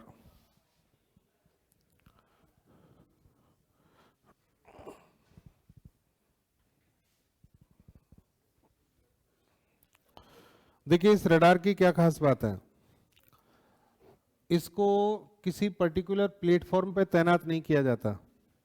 ये बहुत ही हल्का रडार है। इसका वजन है 27 kg, 27 किलोग्राम के आसपास इसका वजन है। ये बनाया इसलिए गया है कि भाई वैसे तो रडार को क्या करते हैं हम, या तो किसी टैंक पे लगा दिया या विमान पे लगा दिया या किसी पर्टिकुलर जगह पर स्थिर रूप से लगा दिया। लेकिन कई बार ऐसा होगा कि सेना को ऐसे युद्ध लड़ने पड़ते हैं जहां पर ये व्हीकल नहीं जा पाते। मान लो किसी घने जंगल में है, सैनिक वो आतंकवादी छुपे हुए हैं, कोई भी घुसपैठिए छुपे हुए हैं। अब घने जंगल में आपको मार्च करना है, अंदर जाना है, या किसी ऊबड़ खाबड़ क्षेत्र में जाना है, तो वहां पर व्हीकल नहीं जाएंगे, वहां केवल पैदल सैनिक जा सकते हैं। तो पैदल सैनिकों को दुश्मन की स्थिति का पहले से आभास हो जाए, उसके लिए रडार सिस्टम चाहिए। तो ये रडार DRDO ने ऐसा बना दिया कि ये इतना हल्का है कि सैनिक इसको आराम से कंधे पर उठाकर ले जा सकते हैं। और इसकी रेंज है 50 किलोमीटर। 50 किलोमीटर की दूरी तक ये आसानी से दुश्मन को बता देगा कि भाई कौन आ रहा है। ठीक है, तो लिखो यह है DRDO द्वारा विकसित अति महत्वपूर्ण रडार प्रणाली है।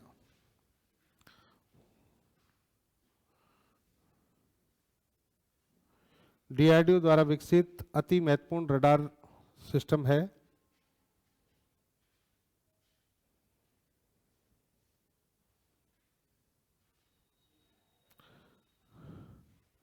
इसका उपयोग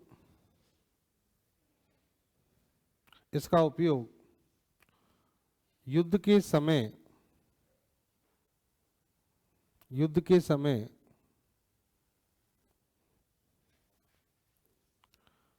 इसका उपयोग युद्ध के समय सैनिकों द्वारा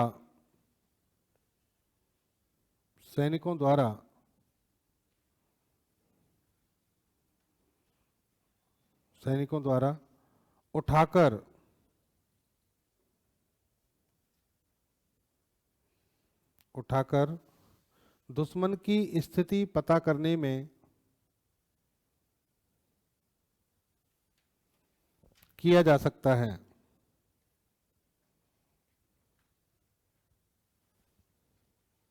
क्योंकि यह अत्यधिक हल्का रडार है।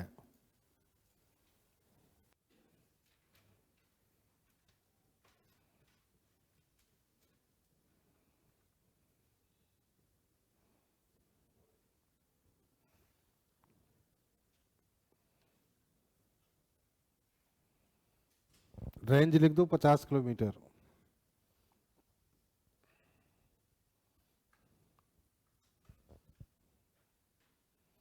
Range 50 kilometre. नेक्स्ट लिखो आकाशदीप रडार। आकाशदीप रडार।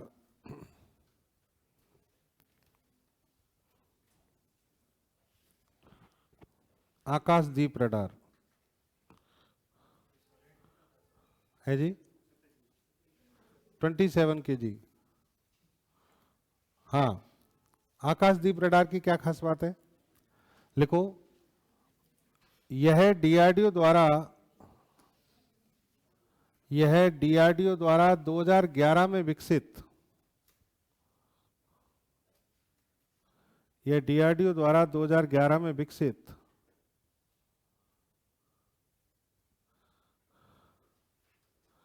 यह डीआरडीओ द्वारा 2011 में विकसित भारत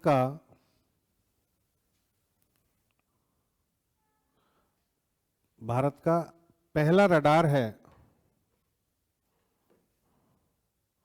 भारत का पहला रडार है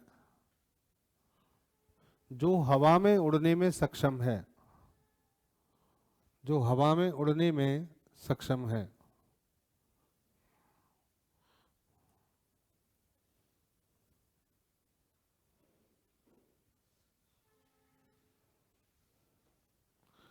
लिखना, यह रडार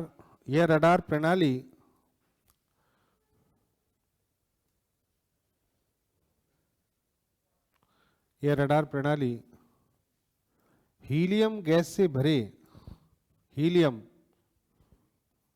हाँ जी, हीलियम गैस से भरे एक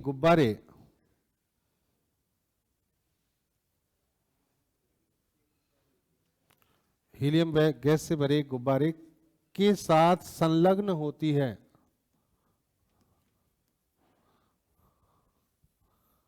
संलग्न होती है।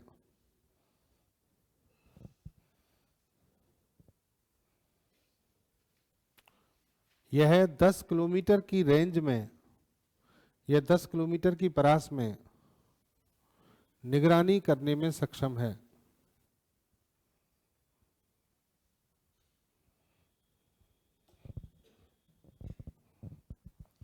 दस किलोमीटर की रेंज में निगरानी करने में सक्षम है।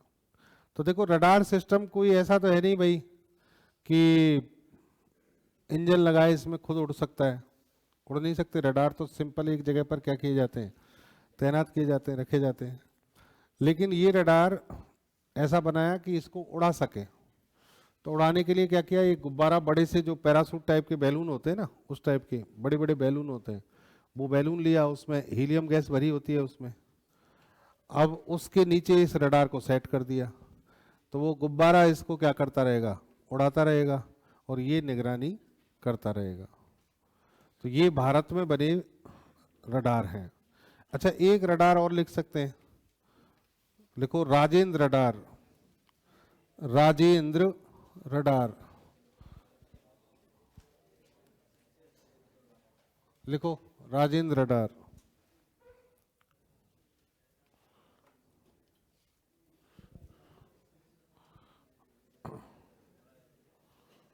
राजेंद्र रडार के बारे में थोड़ा सा डिस्कशन हम ऑलरेडी कर चुके हैं। कहां पर? आकाश मिसाइल में। लिख दो, यह डीआरडीओ द्वारा विकसित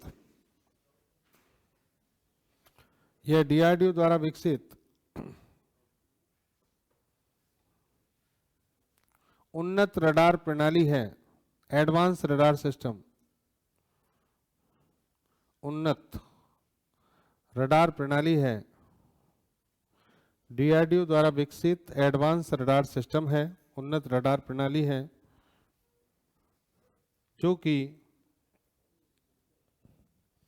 कि इसमें एक विशेष तकनीक लगी होती है जिसको कहते हैं हम phased array technique.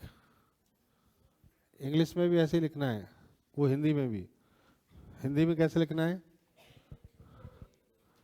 Phased array technique लिख दो, जिसमें जो कि फेज्ड फेज्ड एरे तकनीक पर आधारित होने से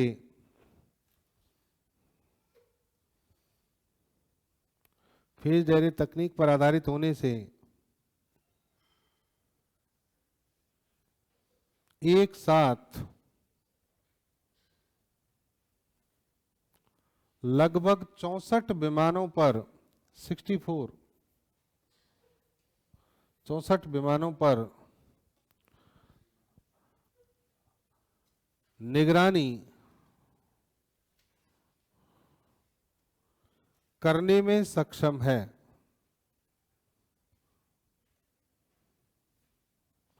तो देखिए, राजेंद्र रडार बहुत लोकप्रिय है भारत में, बहुत बेहतरीन रडार माना जाता है ये पूरी दुनिया में।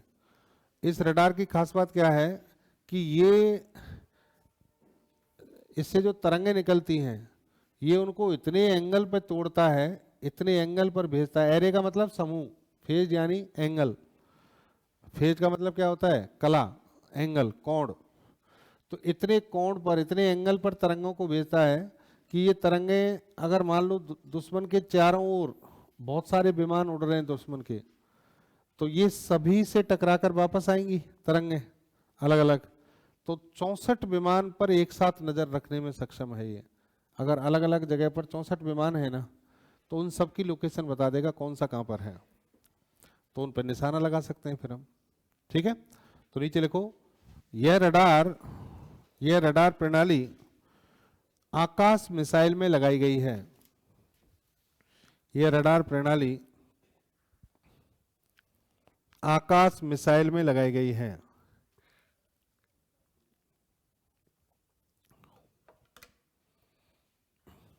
ठीक है, बस इतना ही लिखिए। ये भारत के सभी रडार हो गए। नेक्स्ट लिखो, इजराइल से आयात किए गए रडार। इजराइल से आयात किए गए रडार।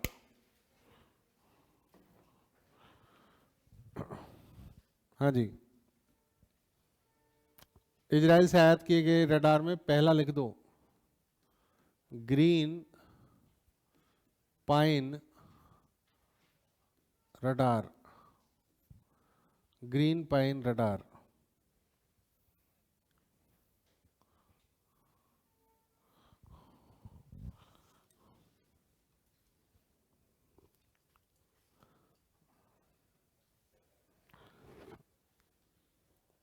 लिखना,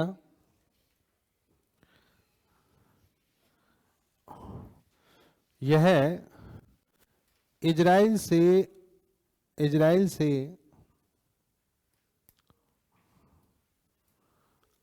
इजराइल से आयात की गई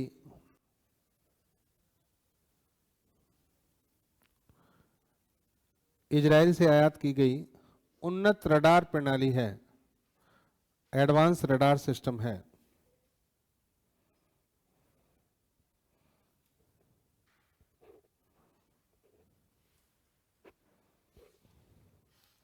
इसकी सहायता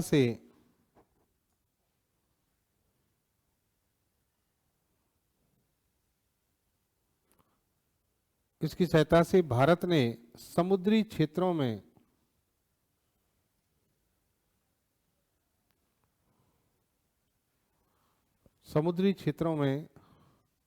निगरानी प्रणाली को मजबूत बनाया है।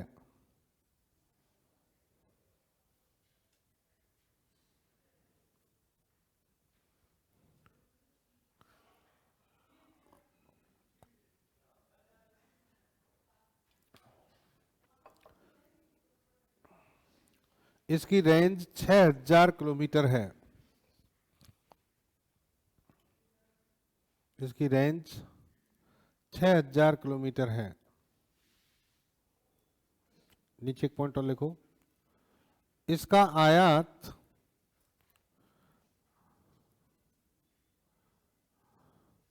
2008 के मुंबई हमलों के बाद किया गया था। इसका आयात 2008 के मुंबई हमलों के बाद किया गया था।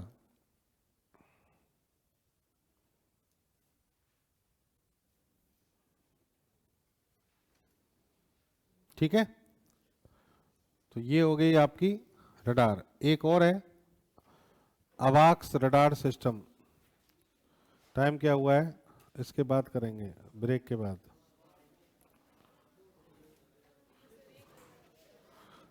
बड़ा है, ब्रेक के बाद। मैं यही हूँ, जा नहीं रहा, मैं यही हूँ, मैं ही पढ़ाऊंगा ब्रेक के बाद भी, ठीक है। हाँ